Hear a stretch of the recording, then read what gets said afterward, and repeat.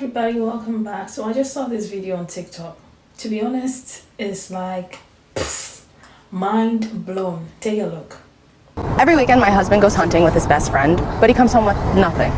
So I start to get a little suspicious, and I decide to take his crossbow, the arrows that go with it, and hide them under his seat to see if he calls me and says, "Hey babe, where'd you put them? Did you touch them? Did I leave them home?" Well, he comes home, doesn't mention anything about the crossbows, doesn't mention anything about the arrows that I hid, and he comes home with nothing once again. So now I'm super suspicious of what's going on. I'm thinking something's not adding up. So I decide to take our kids the next time he goes hunting and drop them off at my mom's house. I don't want to alert anyone because I don't really know what's going on yet. I leave them there with her. They're good. And I decide to also put an AirTag in his truck so I can follow him. Well, turns out when I look at where the AirTag is, the location where he says he's going to be, he's not there. He's 200 miles in the wrong direction. And I come to find out it's a motel. So now before I black out or go crazy or do something I'll regret, I decide to follow up. So I go to this motel, and when I pull up, the first thing I see is his best friend's wife's car. And I'm thinking the worst, because his best friend's wife, gorgeous. She's the prettiest girl you've ever seen. Maybe 5'4", 110 pounds, gorgeous body, beautiful face, Shakira-like hair, just something that walks out of a magazine. And while I'm in my thoughts thinking the worst, I feel a hand on my shoulder, and I jump, and it's her. And I'm thinking the audacity of this woman. And I start accusing her. I'm like, "Why are you with my husband at a motel? What is happening?" We start going back and forth. And so after, confronting each other, she says, "Well, hold on. I gave my husband my car because his truck wasn't working." And she's also suspicious because her husband never goes anywhere without his truck. He'll stay home if it's broken. So now we're putting two and two together, and we're thinking, we don't know what's going on. We're both in the dark. Luckily, her train of thought was a little more clear than mine. She's like, "Let's go talk to the front desk. Let's find out what room they're staying in, or if they're even here." We walk in, and we have to deal with the most southern man you probably have ever seen, and he looks like he's on every uncontrolled substance you can imagine. And of course, instead of helping us out, I'm trying to reason with him. I'm like, "Tell me what room they're in. Please help us out." He's like, "We can't do that. We have standards here. We won't give out anything." Finally, Trisha, his best friend's wife, is like, "I'll give you $100 if you tell us what room they're in right now." Clearly their standards aren't that high. He goes, "They're in 202. You make a left, go up the stairs." Of course, we trail it. We go up there.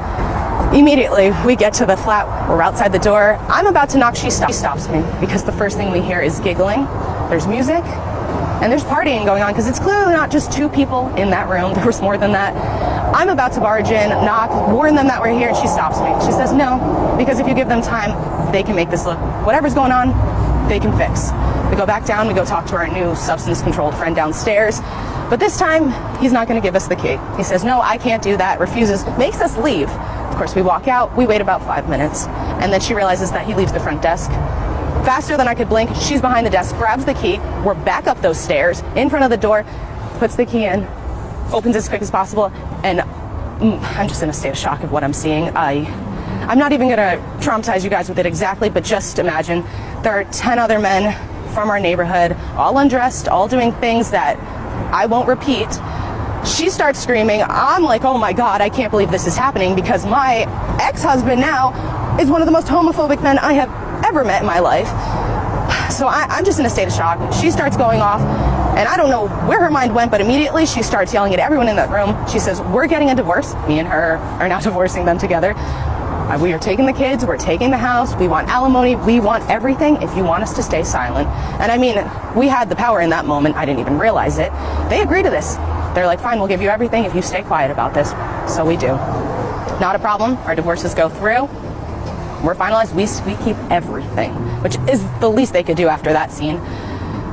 So 2 years later, before that, I'm just broken after this. I decide I'm going to go to church because I don't know where else to put my faith. Everything the future I thought I had with this man, just gone in a blink of an eye.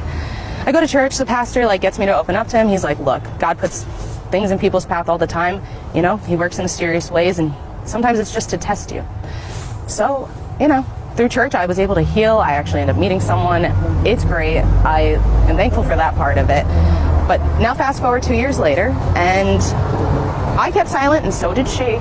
But someone else in that group, another man who was there that night, their wife hired a private investigator, and everything that happened in that love ring came out. All of it. And I still got to keep everything, which is, we love that for us. But it was a long, long journey. And honestly, you know, I do. God works in mysterious ways. He really does. But to anyone out there, you know, if someone is super homophobic, maybe just be a little more than suspicious.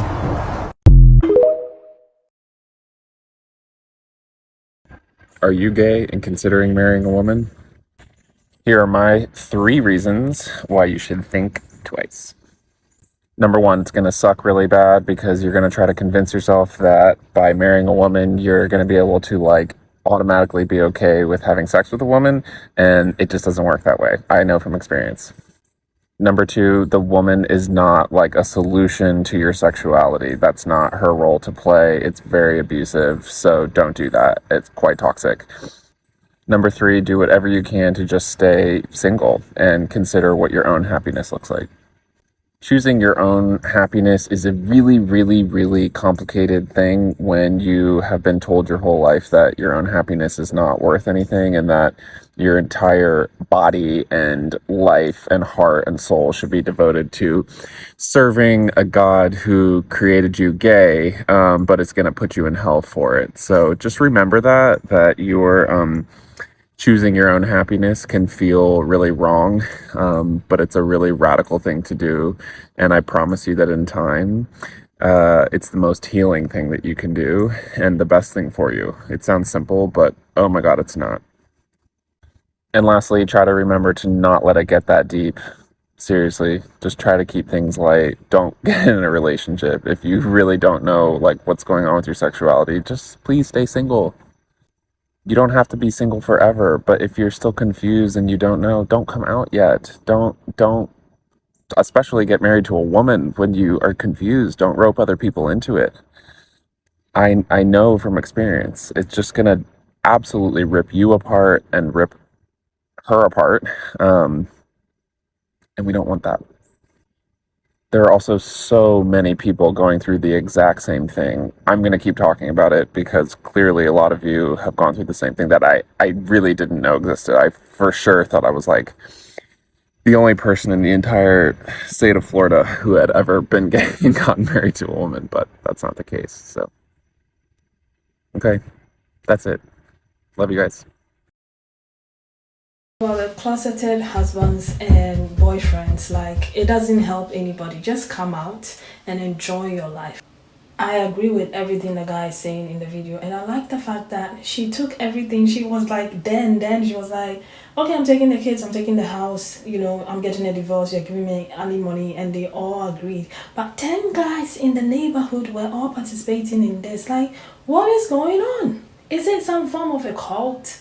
But it's 2023, and if you are marrying a woman when you know that you like men, I don't know how old that video is, if it's 3 years old, 4 years old, still, there's no need for you to be closeted anymore. Come out and live your best life, okay? Stop stringing women along because you want children. Like, people are adopting kids, people are living their best lives, okay?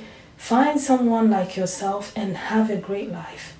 And the fact that he mentioned that since he came out and started talking about men that marry women, although they like men, right? He's getting a lot of response from a lot of married men saying they are in like exact same position or they are going through the same thing. I'm like, you know, it's hard. I can understand to some extent, but I do agree with what the guy is saying. Like, you have no business marrying a woman. Just stay single, okay? It just helps everyone. Just stay single and do whatever that makes you happy. Do what makes you happy. Stop getting married to women you hate, women you don't like. You know, when you know you are into men, and then be lying, living a life of lies.